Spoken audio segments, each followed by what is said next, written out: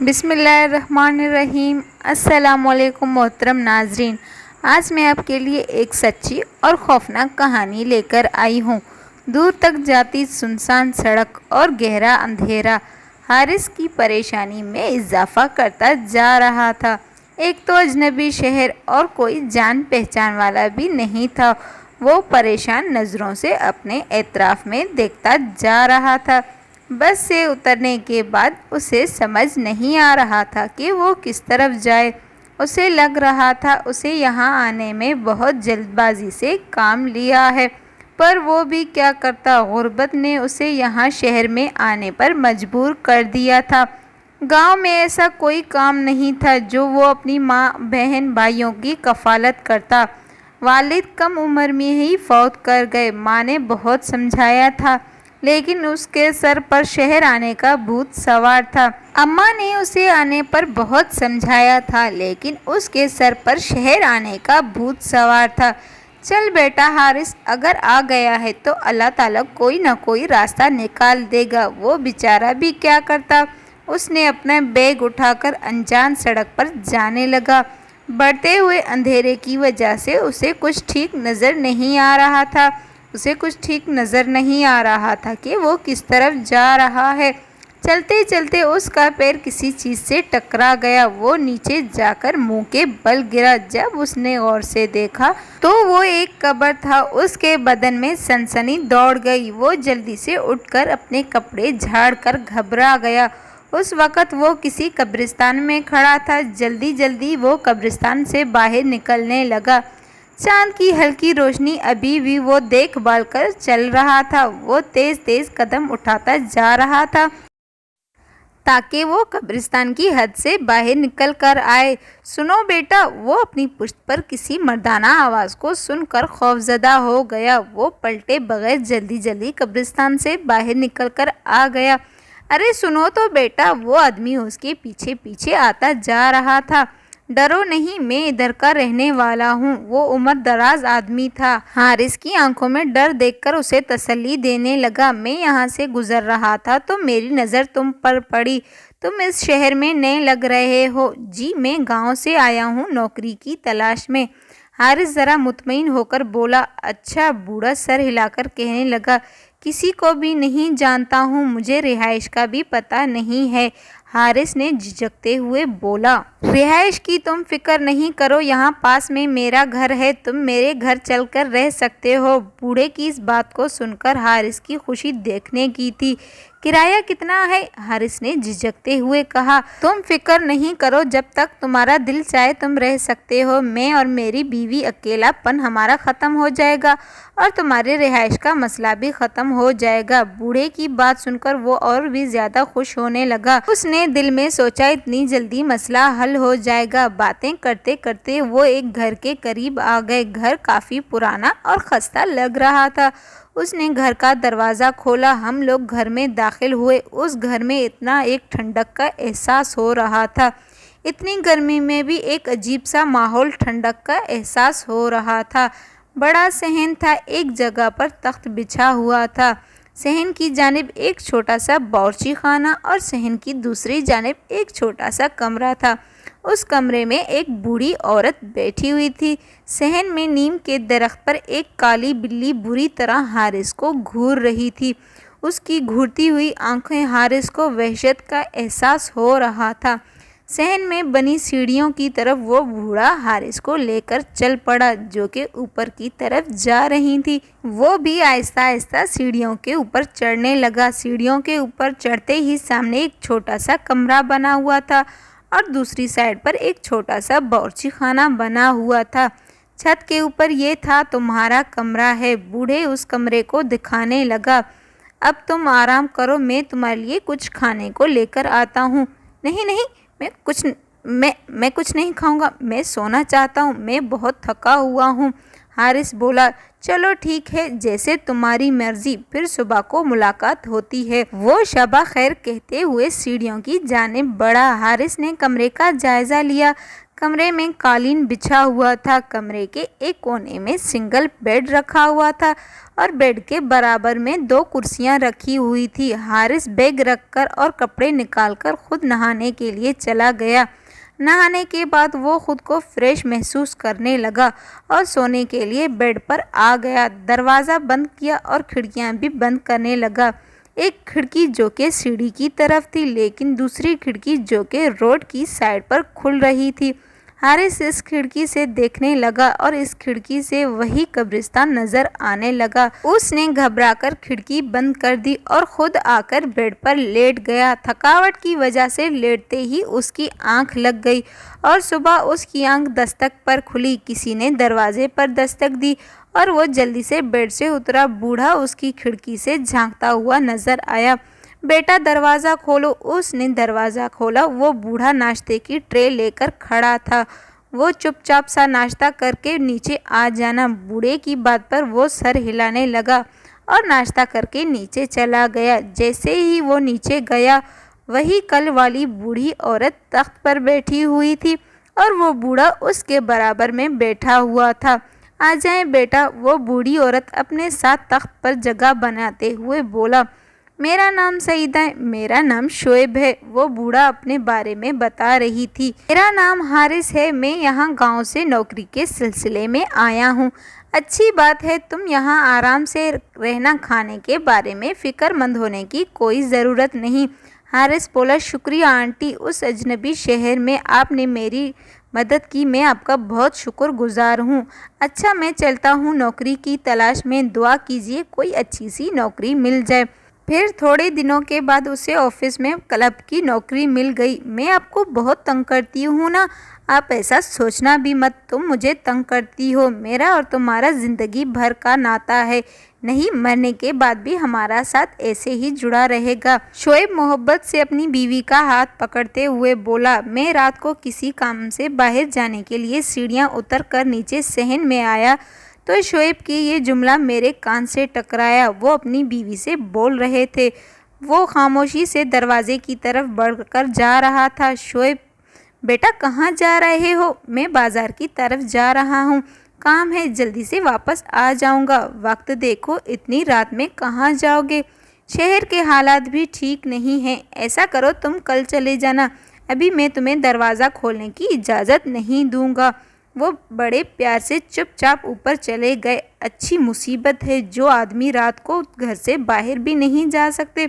रात के 9 बज रहे हैं, लेकिन मुझे बाहर जाने की इजाज़त भी नहीं दे रहे। मगरिब के बाद बाहर जाने की इजाज़त भी नहीं है।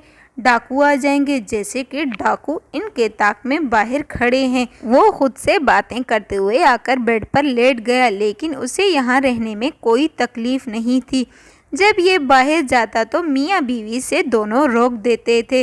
बिस्तर पर लेटे लेटे वो बेजार हो जाता था तो रोड की तरफ जाने वाली खिड़की खोलकर रोड की तरफ देखता था। काफ़ी सुनसान इलाका था, आबादी भी नहीं थी।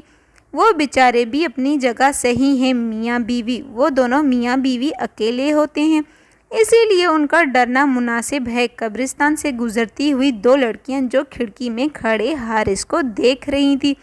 हारिस को देखकर उन्होंने हाथ हिलाया। हारिस को इनकी इस हरकत पर अजीब सा महसूस होने लगा। इतनी रात को ये दोनों लड़कियां यहाँ क्या कर रही हैं?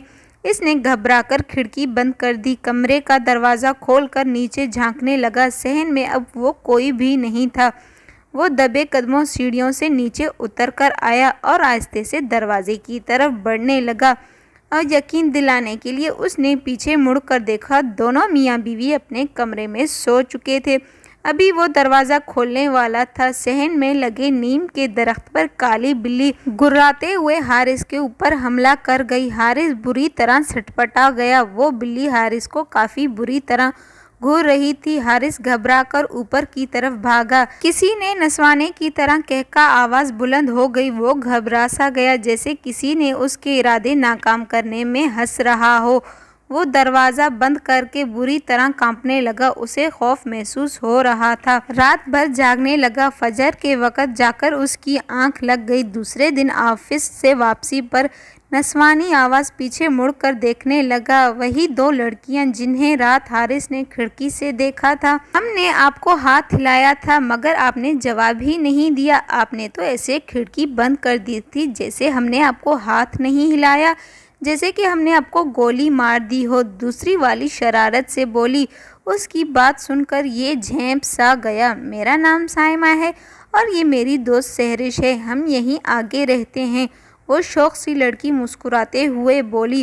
अब अक्सर ऑफिस से आते हुए इसकी इन दोनों से मुलाकात होती थी। जिस वक्त हारिस ऑफिस से आता था वो दोनों भी वापसी पर आती थी और साइमा उसे बहुत अच्छी लगने लगी थी और एक दूसरे के करीब भी आ गए थे। अब वो घर की तरफ से मुतमईन था, पाबंदी से हर महीने पैसे भेजता था। घर में सब लोग उसकी नौकरी से बहुत ज़्यादा खुश थे क्योंकि घर के हालात बेहतर होते जा रहे थे। एक रात साइमा ने उसे रात को मिलने की फरमाइश कर डाली। तुम मेरे मालिक मकान को नहीं जानते, वो शाम के बाद मुझे घर से बाहर निकलने नहीं देते।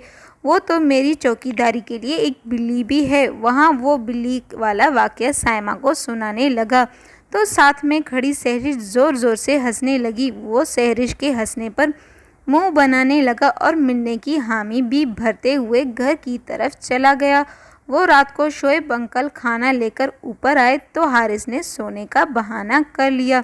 जब शोएब अंकल नीचे चले गए तो उसने सीढ़ियों से झांक कर देखा कि कोई भी नहीं है और मुतमईन होकर नीचे चला आया। वो दोनों मियाँ बीवी सोने के लिए अपने कमरे में चले गए थे तो उसने सहन में मुड़कर दरख्त की जानिब देखा तो वहाँ बिल्ली भी मौजूद नहीं थी। सुख का सांस लेते हुए उसने दरवाज़ा आहिस्ते से खोला और बाहर की तरफ जाने लगा जहाँ साइमा उसका इंतज़ार कर रही थी। लेकिन सहरिश नहीं आई थी। सहरिश नहीं आई? क्यों सहरिश नहीं आई? वो नहीं आई, बोल पड़ी। मैं कबाब में हड्डी बनकर क्या करूँगी? वो शरारत से आंख मारकर हंसने लगी। तुम जाओ। उसकी बात पर वो हंसकर उसे गौर से देखने लगा जो वाकई बहुत ज़्यादा हसीन लग रही थी। आओ पार्क में चलते हैं। साइमा उसे सामने कब्रिस्तान में लेकर आई। इतनी रात में वो कब्रिस्तान जाते हुए डर रहा था। डरो नहीं, इस कब्रिस्तान के आगे वही पार्क उसके साथ पार्क है। वो पहली बार इस पार्क में आया था। साइमा उसे अपने बारे में बताने लगी। वो और सहरिश बहुत अच्छी सहेलियां हैं और दूसरे शहर में पढ़ाई के गर्ज से यहाँ आई हैं। बातों बातों में टाइम का पता ही नहीं चला जब हारिस की निगाह अपने घड़ी पर पड़ी। उफ, 2 बज रहे हैं और टाइम का पता ही नहीं चला। और साइमा भी परेशान होकर घर की तरफ दोनों जाने लगे। दोनों बातें करते करते पार्क से बाहर कब्रिस्तान में खड़ा घूर रहा था। हारिस घूर रहा था। उसकी नज़र साइमा को खुदा हाफिज़ करते हुए घर चला आया। घर में दाखिल होते ही उसकी निगाह दरख्त पर बैठी बिल्ली पर पड़ी जो उसे घूर रही थी। उफ, आंटी जाग रही हैं। वो सर पकड़कर खड़ा रहा। चलो अब आ गए हो तो खाना खा लो। रात तुमने खाना नहीं खाया था। खाना तख्त पर रखा हुआ है। सईदा आंटी किचन से आवाज़ देती हुई बोली। तख्त पर खाना रखा हुआ है। वो शर्म के मारे डूबता हुआ खाने पर बैठ गया। उसे ज़ोरों की भूख लगी हुई थी। खाना बहुत अच्छा है। बोची खाने की तरफ बढ़ने लगा। सॉरी आंटी, आइंदा शिकायत नहीं मिलेगी और मज़े का खाना है। वो लफ्ज़ उसके मुंह में दब कर रह गए क्योंकि बोची खाने में कोई नहीं था। वो खौफज़दा नज़रों से आंटी के कमरे की तरफ देखने लगा। वो सोचने लगा ये मेरे साथ क्या हो रहा है। वो घबराकर ऊपर चला आया। दूसरे दिन छुट्टी थी। वो नीचे आया। अंकल आंटी तख्त पर बैठे हुए थे। अब दोनों की शादी को कितना साल हो गए हैं? हमारी शादी को 50 साल हो गए हैं। मैं ब्याह कर इसी घर में आई थी। औलाद के लिए दुआएं की लेकिन औलाद नहीं हुई। वो माजी को याद करने लगी। मेरे तो यही बच्चे हैं। वो दरख्त की जानिब प्यार से देखने लगी। बिल्लियों के बारे में, यही बच्चे हैं। आपको बिल्लियाँ बहुत पसंद हैं क्या? वो मुख्तसर सा जवाब देने लगी। हाँ। दरख्त के पास बैठी हुई बिल्ली हारिस को बहुत बुरे तरीके से घूर रही थी। उसकी आंखों में हारिस के लिए एक अजीब सी चमक थी। तुम्हारे अंकल को मैंने बहुत बोला कि तुम दूसरी शादी कर लो औलाद के लिए। سعیدہ آنٹی بولی تو میں نے بولا ان کے دل میں آپ کے لیے محبت ہوگی، اسی لیے انہوں نے دوسری شادی نہیں کی۔ سعیدہ آنٹی منہ پر دوپٹہ رکھ کر ہنسنے لگی۔ لیلا مجنوں کی طرح ہماری محبت بھی مشہور تھی۔ یہ علاقہ سنسان ہے آنٹی، یہ علاقہ شروع سے سنسان ہے، یہاں پر آبادی اتنی نہیں ہے۔ اس نے جواب سننے کے بعد وہ بالکل چپ سا رہ گیا۔ رات کو جب اس کی آنکھ نیند سے کھلی وہ نیچے اتر آیا، باتوں کو غور سے سننے لگا، آرام آرام سے نیچے جھانکنے لگا۔ جب اس نے دیکھا صحن میں شادی نما سما ہے، پورا گھر روشنیوں سے سجایا ہوا تھا اور ساری عورتیں وہاں پر ناچ گانا کر رہی تھی اور بہت سارے مرد تھے جنہوں نے نیا لباس پہنا ہوا تھا۔ حارث نے غور کر کے دیکھا تو تخت پر ایک دلہن لڑکی بیٹھی ہوئی تھی، اس کے ارد گرد بہت ساری لڑکیاں تیار ہوئی بیٹھی تھی، پورے گھر میں کھانے کی خوشبو پھیلی ہوئی تھی، ایک طرف دیگیں رکھی ہوئی تھی۔ حارث بیٹا آجا، نیچے آجا۔ شعیب انکل کی نظر حارث پر پڑی، اس نے بلانے لگا۔ حارث جلدی سے نیچے آیا، آجا بیٹا ہمارے ساتھ، یہ ہمارے پڑوس کی بیٹی ہے، اس کی شادی ہو رہی ہے، تمہاری آنٹی نے بولا رخصتی ہمارے گھر سے ہوگی، بچپن سے یہ بچی ہمارے گھر آتی جاتی ہے، ہمیں اس سے محبت ہو گئی ہے۔ انکل کی بات سن کر میں آنٹی کی طرف دیکھنے لگا جو ہر کام میں آگے آگے تھی۔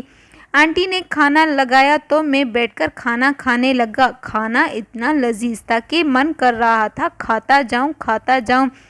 بعد میں محفل جمی ہوئی تھی لیکن اسے نیند آ رہی تھی کیونکہ دوسرے دن اسے آفس بھی جانا تھا اور اوپر چلا آیا، اسے لگ رہا تھا پیچھے پیچھے کوئی آ رہا ہے۔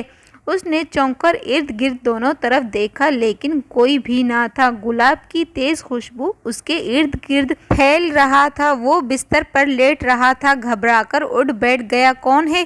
وہ خوف زدہ نظروں سے اپنے اطراف میں گھورنے لگا۔ کوئی ہے، نسوانی ہاتھ اس کے سر پر رکھا تھا۔ فجر کے وقت تک یہی صورتحال ہے اور آفس میں بھی کیفیت رہا، نیند پوری نہ ہونے کی وجہ سے اسے کوئی کام بھی نہیں ہو رہا تھا۔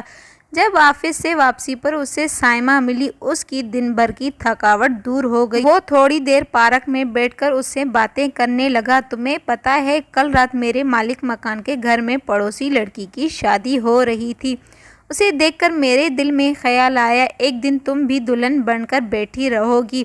حارث بولا کاش، سائمہ دھیرے سے بولنے لگی، کیا مطلب ہے کاش؟ میں تمہاری دلہن بننے کے لیے تیار ہوں۔ حارث بولا اسے ضرور ہوگا، میں پرسوں گاؤں جا رہا ہوں اور جاتے ہی ماں سے تمہارے بارے میں بات کروں گا۔ سائمہ خوش ہوتے ہوئے بولی کیا سچ میں تم مجھ سے شادی کرو گے؟ ہاں، میں وعدہ کرتا ہوں میں صرف تم سے ہی شادی کروں گا۔ سائمہ بہت زیادہ خوش ہو گئی اور گھر آ کر اپنا پیکنگ کرنے لگا، بیگ وغیرہ پیک کرنے لگا کیونکہ پرسوں وہ گاؤں جانے لگا تھا، کیونکہ وہ مستقبل کے نئے سپنے سوچنے لگا تھا۔ کیسا لگے گا اگر سائمہ میرے ساتھ گاؤں چلے گی؟ گاؤں میں سائمہ جیسی حسین لڑکی کوئی بھی نہیں ہے، اور واقعی میں بھی سائمہ بہت زیادہ حسین تھی۔ اور آج رات بھی سائمہ نے اسے پارک میں بلایا تھا اور پارک سے واپسی پر قبرستان سے آ رہا تھا، کسی قبر سے ٹکرا کر وہ کسی قبر کے اوپر دھڑام کر کے گر گیا۔ اس نے موبائل نکالی اور روشنی اس کی جا کر اس قبر کی تختی پر پڑی، اس تختی پر لکھا ہوا تھا شعیب خان۔ بمشکل غور کر کے دیکھنے لگا، نامایوسی آواز اچھل پڑا۔ وہ یہ قبر کو دیکھتے ہوئے اس کے منہ سے ٹوٹے پھوٹے الفاظ نکل رہے تھے، ہاں یہ دونوں میاں بیوی تھے اور سامنے والے گھر میں رہتے تھے۔ وہ گھور کر اس گھر کی طرف دیکھ رہا تھا جہاں حارث رہتا تھا۔ آج سے 5 سال پہلے اس گھر میں ڈاکو گھس آئے تھے، ان دونوں میاں بیوی کو قتل کر دیا تھا۔ بیٹا دھیان رکھنا، حالات ٹھیک نہیں ہے۔ اور اس کو بے ساختہ ان کو الفاظ یاد آنے لگے تھے، اتنا ڈرے ہوئے کیوں ہو؟ نہیں نہیں نہیں، ایسی کوئی بات نہیں ہے۔ وہ بنا بات کیے ہوئے اپنے گھر کی طرف دوڑا، مجھے ابھی بھی نکلنا ہوگا۔ وہ خوف سے دھڑکتے دل سے گھر میں داخل ہوا، بہت تیزی سے اوپر چلا آیا اور سامان سمیٹنے لگا۔ تیزی سے دروازے پر دستک ہوئی، وہ اچھل پڑا۔ اس نے سیڑھی والی کھڑکی سے دیکھا تو باہر سائمہ کھڑی ہوئی تھی۔ تم کہاں جا رہے ہو؟ تو میں بھی تمہارے ساتھ چلوں گی، وہ پریشان الفاظوں سے پوچھ رہا تھا۔ میں بھی چلوں گی تمہارے ساتھ، اور سر ہلاتے ہوئے کہنے لگا اور جلدی جلدی سامان سمیٹنے لگا۔ जब उसने सोचा और पूछा, तुम्हें कैसे पता मैं जा रहा हूँ साइमा? तुम कभी भी ऐसा नहीं कर सकती, तुम अपने कबीले की नाफरमानी नहीं कर सकती। नीचे खड़ी सहरिश बोली। वो हैरान परेशान सब देख रहा था। हारिस भाई, साइमा ने आपको हकीकत बताने से मना कर दिया था। अब मैं ख्याल कर रही हूँ कि मैं आपको सारी हकीकत बता देनी चाहिए। साइमा के मना करने के बावजूद सहरिश हारिस को सारी हकीकत बता रही थी।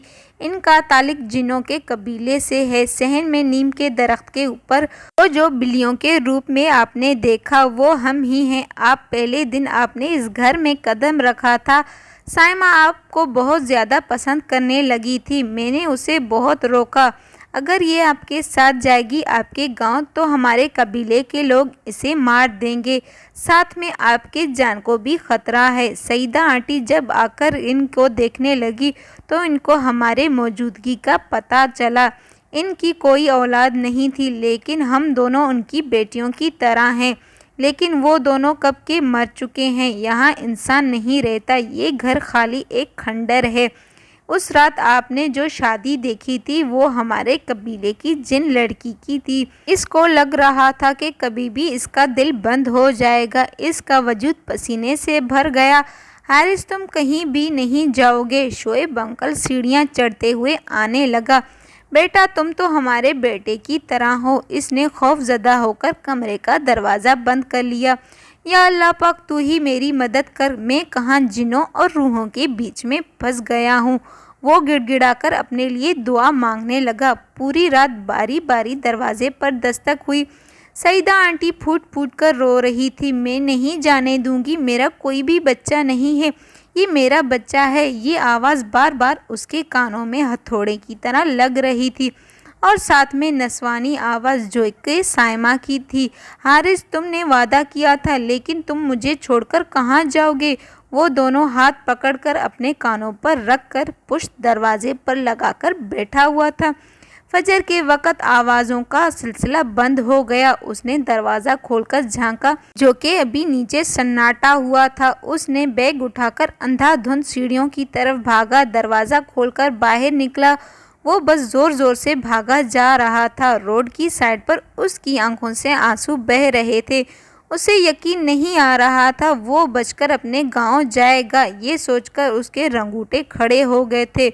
वो पिछले 6 माह से जिन्नों और रूहों के बीच में रह रहा था। आज इस बात को 10 साल गुजर गए हैं और पिछले 8 साल से वो अपनी माँ और बीवी बच्चों के साथ शहर में मुकीम है। आज जब इत्तेफाक से वो अपनी बीवी के साथ उस इलाके से गुजर रहा था, उस घर के पास से उस घर के पास से गुजरते हुए उसकी जिस्म में सर्दी दौड़ी। आज भी वो घर बिल्कुल वीरान पड़ा है। हारिस की नज़र उस खिड़की पर पड़ी जहां वो 6 माह से रह रहा था। वहां उस खिड़की में खड़ी जिस्म में वहशत पड़ गया। दहशत मुब्तला हो गई। साइमा खिड़की से खड़ी होकर मुस्कुराते हुए उसे हाथ हिला रही थी। मोहतरम नाजरीन, अगर आप लोगों को वीडियो पसंद आई हो तो वीडियो को लाइक और चैनल को सब्सक्राइब कर दें। मज़ीद अच्छी वीडियोस देखने के लिए हमारे साथ ही जुड़े रहिए। आज के लिए इतना ही काफ़ी है, फिर मिलते हैं कल। अल्लाह हाफिज़।